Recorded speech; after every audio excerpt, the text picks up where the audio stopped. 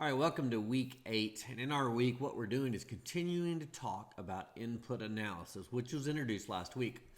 Also, we're going to look at in this video a key or the answers to the homework from last week, again on input analysis, and then we'll kind of dive deeper into that subject for this week.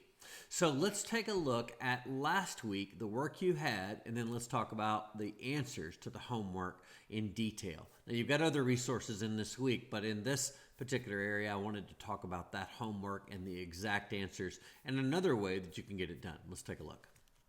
All right, if we take a look online here at week 7, you had some resources, a chapter that completely covers the content that we're looking at last week and this week. You had some uses of input analysis, and then you had a kind of a cool, funny, I thought, video here about selling product or selling cattle. But the input analysis homework was listed here, and I gave it to you in the form of a PDF document where you could print that out or pull that down and work it. And then I also gave it to you in an Excel format that some people completed using that method. So that's what I wanted to go over a little bit today. And so let's go back. We are actually in week 8. And then in week 8, I have given you a input analysis homework review, kind of doing it by hand, I should say, and kind of really slowing down and talking about the formulas. But I wanted to go over the Excel version and give you the answers. And so here is the Excel file that we're going to be looking at here in our work right now. All right, so again, going over this problem, we've got tons of lime that are produced. We've got tons of alfalfa that are produced. Now, we're looking at tons of lime, and notice that when we look at the change in lime, which may be good to focus on, the change in lime is going to be nothing here because we don't have a change, but equals. That's how you write a formula in Excel. If you take that number minus that number, you can see that it goes up by 0.1. And in fact, if I just copy that number all the way down, you can see that it changes by 0.1 every time. And that is the change in the tons of lime. And that may be worth kind of highlighting here because that's what I added. All right, in addition to the lime that we use, we actually also produce alfalfa, and it changes as well. Now, we've got some formulas that are common for us to address, and these are going to be what your homework was based on. How do you calculate these? Well, let's start off with average physical product. This is nothing more than an average. And so what is the average? Well, if you press equals to get a formula again, if I take the amount of alfalfa, which is the formula, tons of alfalfa, divide it by lime, I get 1.665. Now let's go over here and talk about what does all this mean, because that's kind of the question. Well, I'm going to take that answer right there, and what does that mean? That means that at 2 tons of lime, because that's the level that we are at. Tons of lime. At 2 tons of lime, we get 1.665 tons of alfalfa. This is important, per ton of lime. Because if you look at 2 tons, what do you get? So at 2 tons of lime, how much production do you get? The answer is you get 3.33 tons of alfalfa. But that's not easy for us to communicate. So we come up with the average physical product, which is the value of 1 unit of input. And so that 1 unit of input is going to be 1.665 tons of production. Tons of, tons of alfalfa per 1 ton of lime. Because we're dividing 3.33 divided by 2, the answer is that.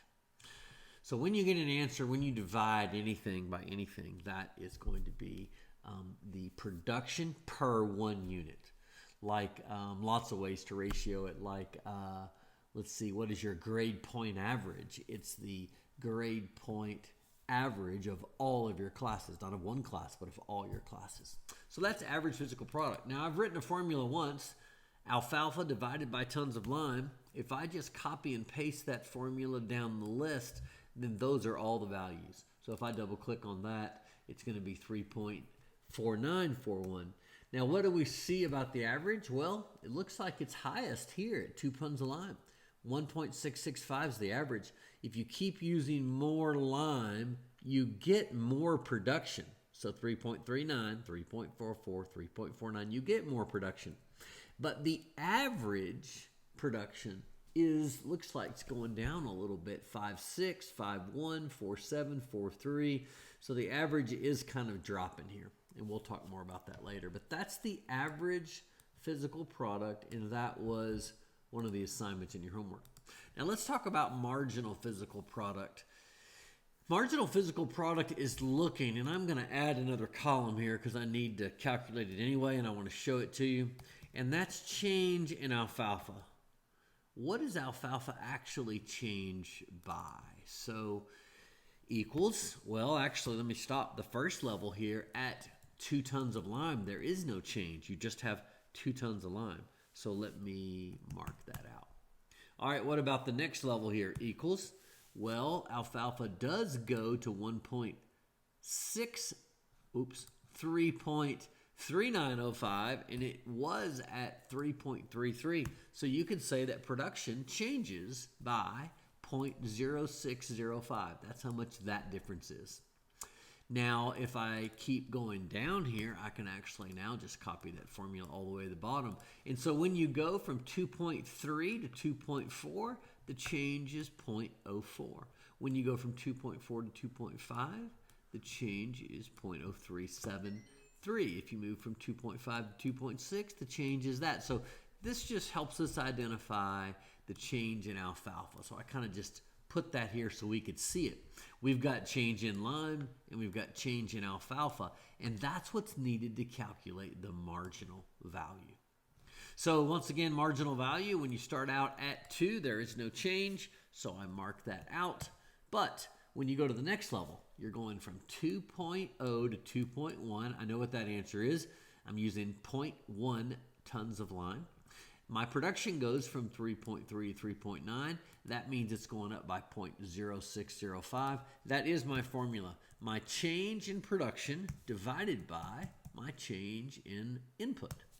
And that's going to give me that production right there. Copy and paste that all the way down, and we can easily see that our change in production is, just like our yield, going down each time. Small amounts, but still positive.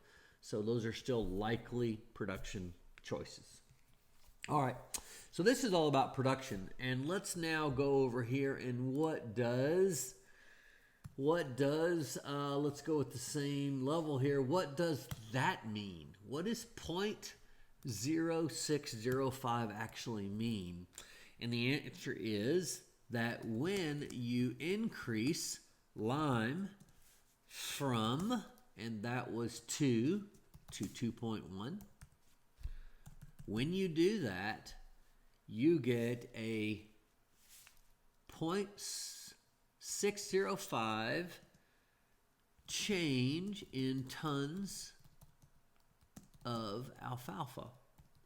This is very important. Per ton of lime. Now you may say to yourself, hold on a minute. We're not increasing by a ton anymore like we did in our example in class. We're going from 2 to 2.1. We're only going up by 0.1. But when you divide any number by another number, it's always based on 1 unit. And in our case, it's 1 ton of lime. So 0.0605 is what the change is for 1 ton. Now, a 0.1 ton changed it by 0.065. But I'm looking at what's the whole ton give me. So you can see when I divide it by the 0.1, it actually moves it up to 0.605, moves it over by a tenth. All right, so there is the average production, and there is the marginal production. Looking at our week, this is actually all within stage 2. Stage 2 of production is when the marginal physical product is going down and the average is going down as well. And so that's what we're looking at here in this problem, stage 2 of production, which is where maximum profit normally is. Again, based on the chapter you had that last week. All right, so let's go and talk now about what we need. What are the 2 things you have to determine profit? They are a cost and a revenue. Let's run through this. Marginal input cost is just equal to whatever the input cost, which in this case is $10. And that $10 is the same $10 all the way down. Every one of these values is a value per 1 ton of lime. So that is an important thing to measure, is now what's that 1 ton cost me? And it cost me $10 per ton. Now alfalfa production, it's worth $30 per ton, but marginal value product is the formula, the change in physical product, which in this case is nothing right away. But marginal value product does look at the change in production quantity, 0.605, and it says, well, it's worth $30. So that's $18.15. So if you're looking at the very beginning here, 2 to 2.1, that is going to cost you $10 to get that done. That's going to bring you $18.15. I would keep going. The next $10 is going to bring you $16.41. Now, some of you are tempted to say, why not stop here? Because you get more money. That's a concept of total revenue and total cost. These are marginal. These are changes. They're not total. So we're going to go through here and keep going. If you can spend $10 and get 18, you get to keep that. Next question is, would you spend $10 more and get 16 more?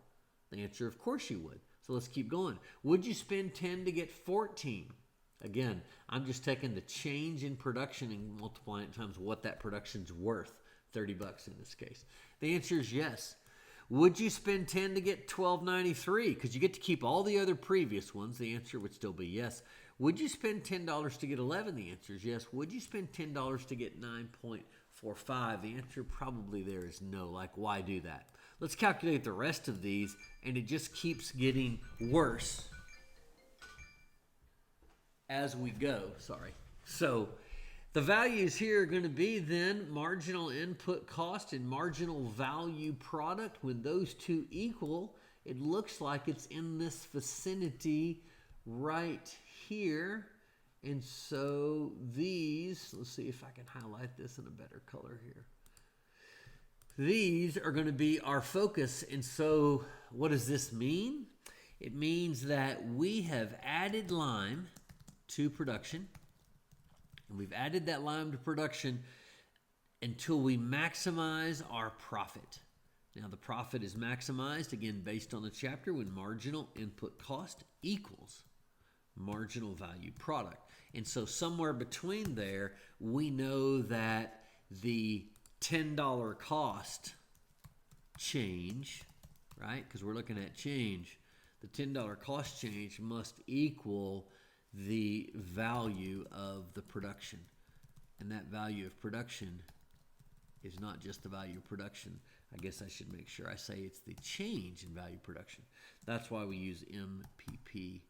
And then we eventually get to M value product, marginal value product. And so hopefully this helps. Using the above chart here, fill it all out. Hopefully these formulas help you see how to do that. Microsoft Excel is a tool to get that done. What quantity of lime will produce maximum profit? It's somewhere between 2.5 and 2.6. Why? Because that is where we have the value. The $10 change in cost equals the value of our production. That maximizes the amount we have available. All right, hopefully this video helps you see how you should have completed the homework. You could have done this by hand like my other video shows, or you can use Microsoft Excel to get it done. It doesn't really matter how you complete it. What matters is, do you understand the formulas that go into each column, and can you take those columns and make sense of them? That's what we're going to push on this week, is to try to better understand this relationship. So hopefully this video helps you see what you did last week in your homework and correct that this week, so we can keep talking about this decision of how much input will give us the most profitable output. Thanks.